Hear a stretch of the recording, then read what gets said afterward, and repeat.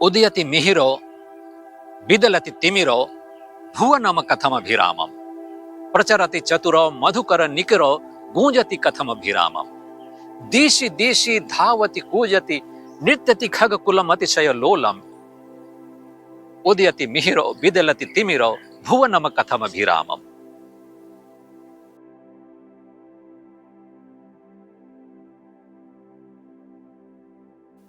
नमस्कार दोस्तों, बूंदे पॉडकास्ट पर मैं हूं मोहम्मद इसहाक खान और साथ में नवीन शर्मा और उनकी पूरी टीम। दरअसल पुस्तक समीक्षा जब हम करते हैं तो जहां कहीं भी अच्छी पुस्तकें हाथ लगती हैं तो सोचता हूं कि ये सिर्फ मेरे ही पास क्यों रहे। अच्छी बुक है, अच्छी पुस्तक है, इसे तो फैल जाना चाहिए आम आवाम तक। इसी कोशिश में हम आज एक पुस्तक अपने साथ लेकर आए हैं, भारतीय संस्कृति में सूर्योपासना। दरअसल जब सृष्टि का विकास हुआ तो इस विकास का कारण भी सूर्य भगवान ही है। और जब इंसान पैदा हुआ होगा, उसकी आंखें खुली होंगी, तब उसने सूर्य का ही दर्शन किया होगा। ये पुस्तक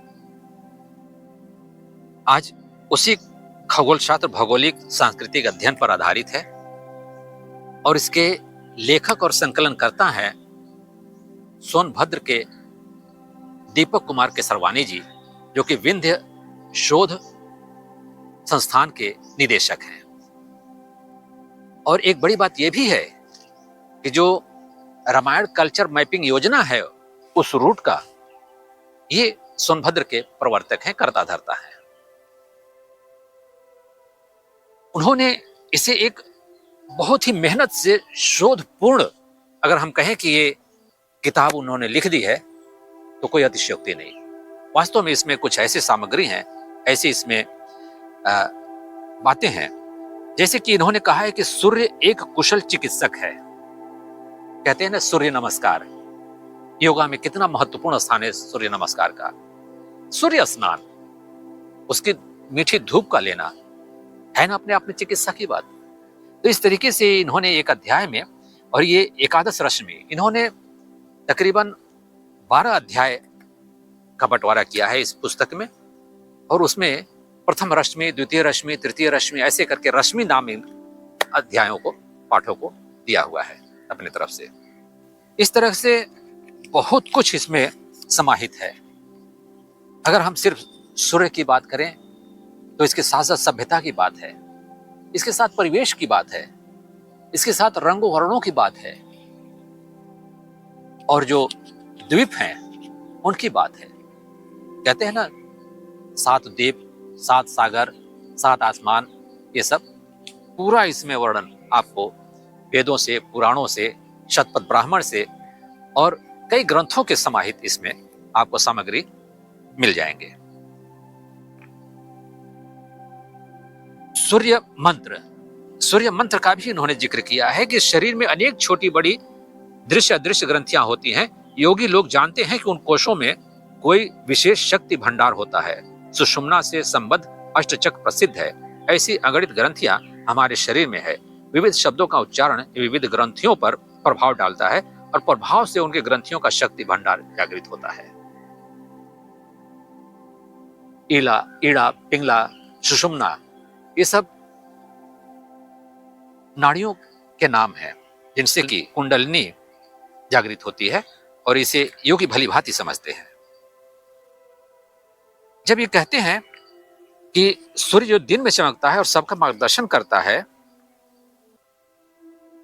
सविता जो सूर्य की किरणों से प्रकाश फैलाता है और मनुष्य को पाप से मुक्त करता है, ऋग्वेद में गायत्री मंत्र की रचना सविता के लिए ही की गई है। ओम भूर्भुवः स्वः तत्सवितुर्वरेण्यं भर्गो देवस्य धीमहि धियो यो नः प्रचोदयात्।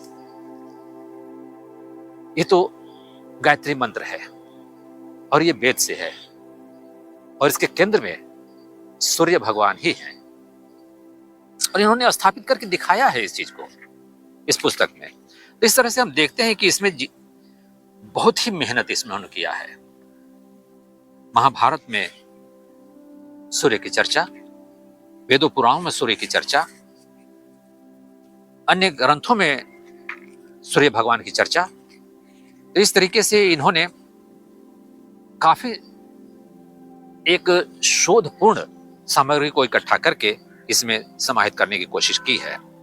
और इनका साथ दिया है इन्हीं की धर्मपत्नी प्रतिभा देवी ने। प्रतिभा देवी का कहना है कि भारतीय संस्कृति में उपासना को उत्सव के रूप में मनाने का पर्व छठ पूजा है। हम सब जानते हैं छठ पूजा, हालांकि पहले यह लोक पर्व था, लेकिन अब एक देश पर्व हो चुका है, विश्व पर्व हो चुका है छठ महापर्व। ऋग्वेद में सूर्य देव को 14 सूक्त समर्पित हैं। उपनिषदों में सूर्य देव को समस्त जीव जगत का आत्मा माना गया है। सूर्य उपनिषद में कहा गया है कि सूर्य से ही भूत, वर्तमान और भविष्य के समस्त जड़ चेतन पदार्थ उत्पन्न होते हैं और उसी में विलीन हो जाते हैं। सूर्य आराधना से आरोग्य की प्राप्ति होती है। जन्म लेना और उसी की ओर लौटना, सभी धर्म ग्रंथों में यह बात है। कुरान में भी है, वेदों में भी है, पुराणों में भी है। हर जगह ये आप पाएंगे कि अगर इंसान जन्म लिया है तो उसे वापस जाना पड़ेगा। लेकिन हम हैं कि इस भागदौड़ में सोचते हैं कि दौड़ते दौड़ते कितना आगे निकल जाएं, ये भूल जाते हैं कि हमें वापस भी आना है। वहीं पे हम विचलित हो जाते हैं और वहीं पे मार्ग भूल जाते हैं, पथभ्रष्ट हो करने की स्थिति में हम आ जाते हैं। तो कम से कम हमें इन बातों का जरूर ध्यान रखने की आवश्यकता है कि हमें जहां से आए हैं वहीं लौटना है।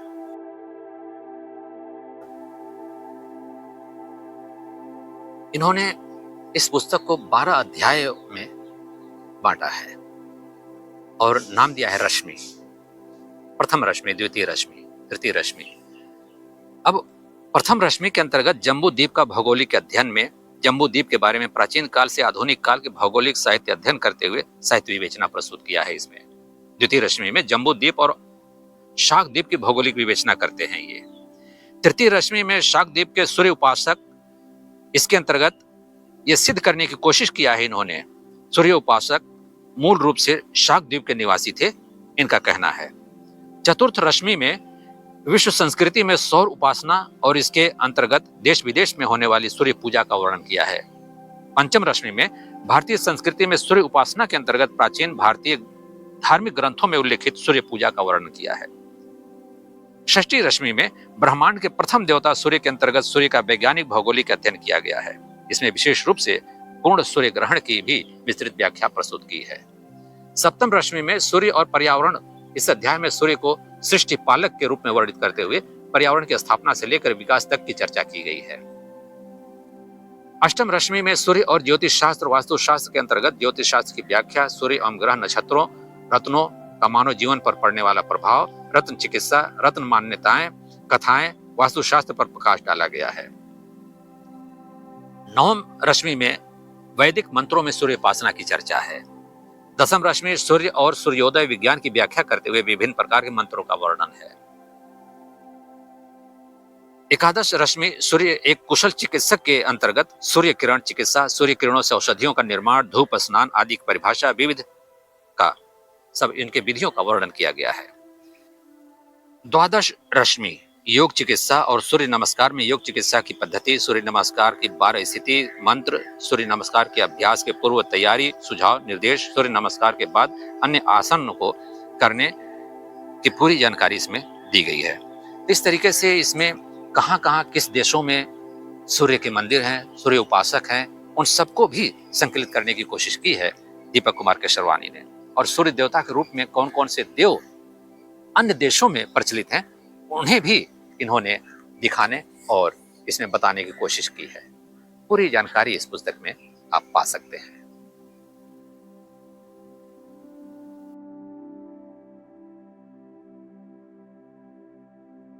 और ये सब बातें इसमें समाहित है। भारतीय संस्कृति में सूर्य उपासना बुक के माध्यम से अगर आप गहनता से इसकी अध्ययन करेंगे सामग्री की, तो आप पाएंगे कि आप एक रिसर्चर बन सकते हैं। एक अगर आप शोध छात्र हैं दर्शन के बारे में, सूर्य के बारे में, धर्म के बारे में, तो ये पुस्तक काफी महत्वपूर्ण साबित होगी आपके लिए। इस पुस्तक के संकलन और लेखन के लिए हम दीपक कुमार केसरवानी जी को हार्दिक बधाई देते हैं अपने बूंदे पॉडकास्ट की ओर से। बहुत बहुत बधाई आपको केसरवानी जी, इस अमूल्य पुस्तक को हम सब के बीच लाने के लिए बहुत बहुत धन्यवाद। लेकिन हाँ, आप अपने और मित्रों को भी हमारे बूंदे पॉडकास्ट से जोड़ना नहीं भूलिएगा और हमें बताइएगा कि आपकी प्रतिक्रिया क्या है, आपके दोस्तों की प्रतिक्रिया क्या है, जिससे कि हम कुछ और बातें आपसे कर सकें, कुछ और सुधारात्मक बातें हम आपसे कर सकें। नमस्कार।